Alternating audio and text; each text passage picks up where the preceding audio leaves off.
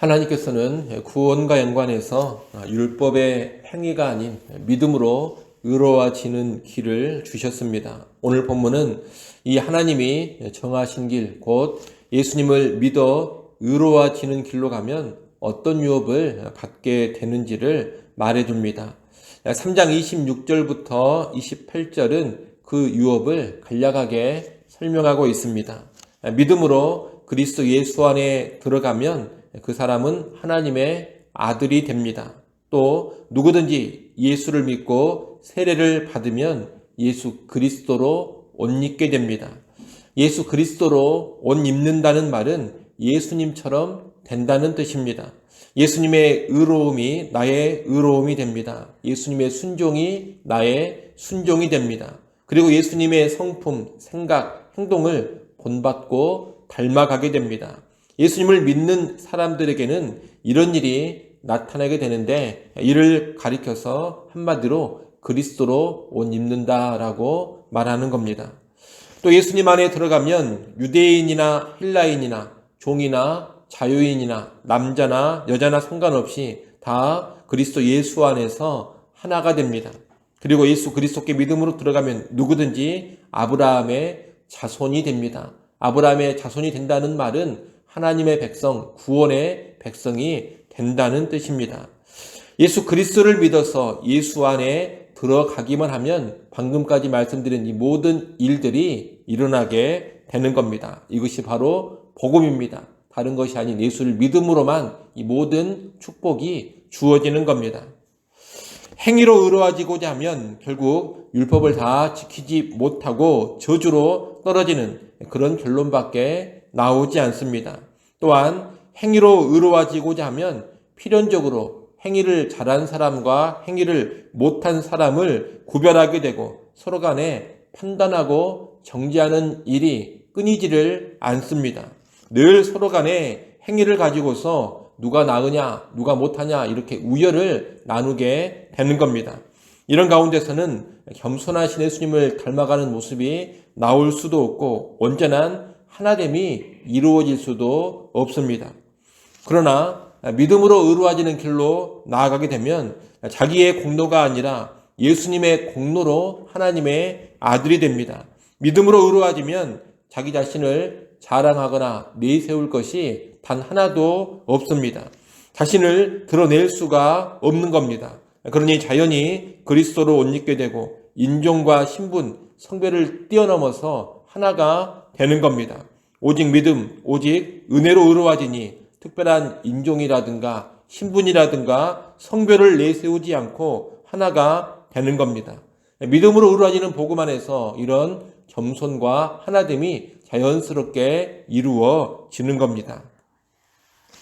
이어지는 4장 1절부터 11절은 예수님을 믿는 신자들이 하나님의 아들답게 살아야 함을 말합니다. 달리 말하면 하나님의 아들이 되었으니 이제 더 이상 종처럼 살지 말라는 겁니다.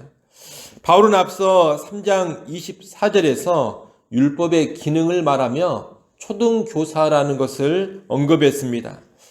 초등교사라는 것은 주인집 아들을 맡아 교육시키는 노예를 가리키는데 율법이 하나님의 택한 자녀들에게 그런 초등교사 역할을 한다는 겁니다. 바울은 4장 1절로 11절에서 그 초등교사인 율법에 관한 이야기를 계속하면서 신자의 아들됨에 관하여서 이야기합니다. 주인집 아들은 본래 유업을 이을 자요 모든 것의 주인입니다. 하지만 초등교사의 지도를 받는 어릴 때에는 초등교사인 종의 가르침과 지도를 그대로 받아가면서 그 종의 말에 온전히 따라야 합니다.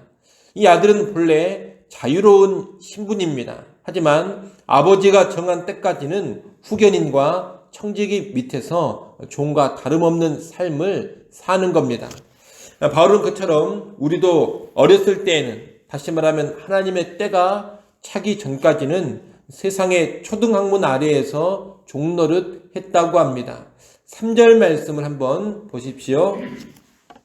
4장 3절 말씀 같이 한번 읽어보겠습니다. 이와 같이 우리도 어렸을 때 이 세상의 초등학문 아래에 있어서 종노릇 하였더니. 하나님의 때가 차기 전까지 우리가 어렸을 때에는 세상의 초등학문 아래에서 종노릇 했다는 겁니다. 여기서 말하는 세상의 초등학문이란 유대인과 이방인들이 예수 그리스도 이전에 따르던 모든 원리와 가르침을 총칭하는 말입니다. 율법도 이 초등학문 안에 포함됩니다. 율법 역시 예수 그리스도께서 오시기 전에 이스라엘이라는 한 민족을 다스리는 원리요, 그리스도 이전에 준비 단계에서 주어진 것이기 때문입니다. 그러나 때가 참에 하나님께서 예수 그리스도를 보내셨습니다. 여자에게서 나게 하시고 율법 아래 나게 하셨습니다. 4장 4절에 여자에게서 나게 하시고 율법 아래 나게 하셨다는 말은 예수 그리스도의 성육신 곧 인성을 알려주는 표현입니다. 우리와 똑같은 사람으로 예수 그리스도께서 오셨다는 겁니다. 하나님은 이 성육신하신 예수 그리스도를 통해서 율법 아래에 있는 자들을 속량하시고 아들의 명분을 얻게 하셨습니다. 이것은 십자가를 통해 이루어지는 일입니다. 우리와 똑같은 사람으로 오신 예수님께서 우리 대신 율법의 저주를 받으심으로 죄 문제를 해결해 주시고 율법에서 자유한 하나님의 아들이 되게 하신 겁니다. 이렇게 예수 그리스도는 율법 아래에서 종노릇하던 우리를 속량하사 이제 아들의 지위를 누리게 해주십니다. 율법과 상관없이 예수님의 사역을 통해 하나님의 아들이 되는 겁니다. 나아가 하나님의 아들 된 우리에게 성령 곧 아들의 영을 보내셔서 아빠 아버지라 부르게 하셨습니다. 4장 6절에서 그것을 말합니다. 다시 말하면 예수 그리스도의 사역을 통해 그리고 성령을 보내심으로 아들의 명분을 확실히 얻고 하나님의 유업의 상속자가 되게 하신 겁니다. 이렇게 하나님의 아들이 된 우리가 다시 세상의 초등학문 아래로 다시 율법 아래로 들어간다는 것은 있을 수가 없습니다. 율법 아래의 삶은 어렸을 때, 다시 말하면 그리스도께서 오시기 전에나 필요한 삶입니다.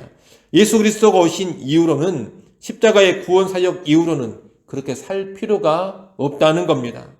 우리가 다시 율법 아래로 들어가서 율법이 명하는 할례를 받고 율법의 규례들을 지키는 것은 무엇과 같은 것이냐? 완전한 상속자의 명분을 얻은 아들이 다시 노예인 초등교사의 지도 아래로 들어가는 것과 같습니다. 이런 일은 일어나서는 안 된다는 겁니다.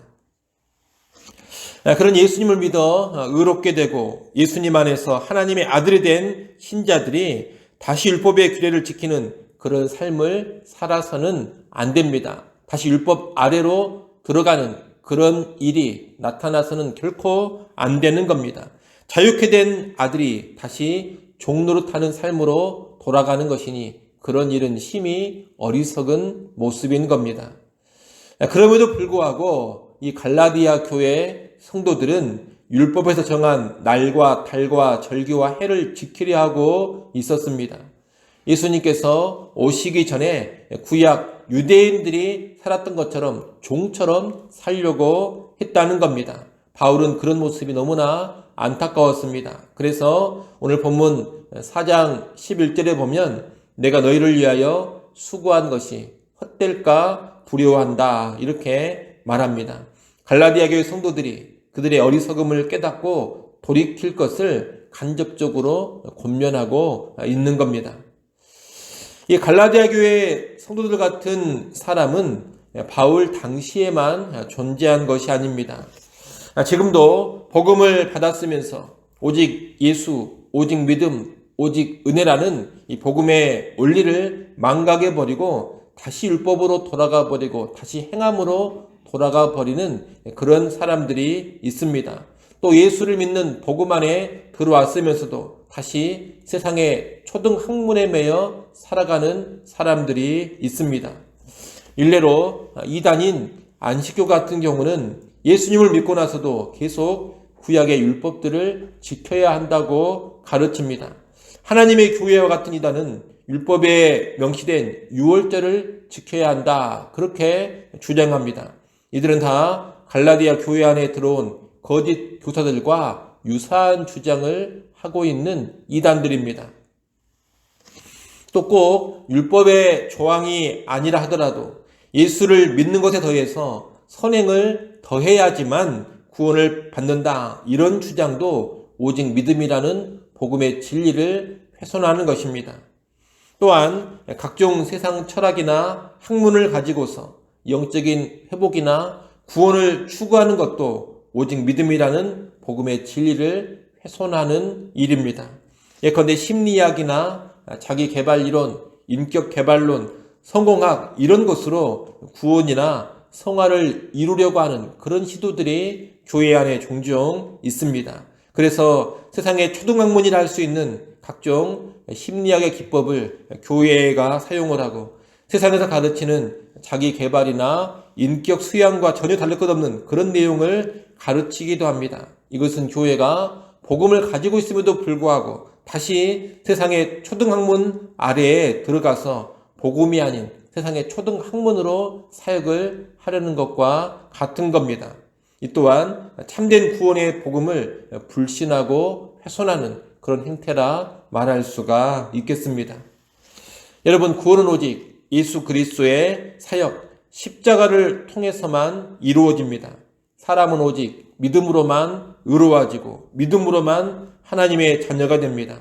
그럴 때 보이는 율법의 행위들, 대단해 보이는 선행들, 뭔가 효력이 있어 보이는 세상의 초등학문들이 우리를 구원해 주지 못하고 우리를 거룩하게 변화시켜 가지도 못합니다. 매력적으로 보이지만 실상 구원의 능력이 그런 것들 안에 없다는 겁니다. 얼핏 초라해 보이고 무력해 보이지만 십자가의 복음만이 진정한 구원의 능력이 됩니다. 오직 예수 그리스도를 향한 믿음만이 참된 구원을 가져다주고 그 믿음이 우리를 거룩하게 변화시켜 주는 겁니다. 이를 꼭 기억하시고 그리스도의 십자가의 근거에서 오직 믿음으로 의로워진다는 이 복음을 견고히 붙잡기를 바랍니다. 그리고 하나님의 아들답게 율법을 비롯한 세상의 모든 초등학문으로부터 자유한 하나님의 아들 될 수 있기를 간절히 소원합니다. 기도하겠습니다.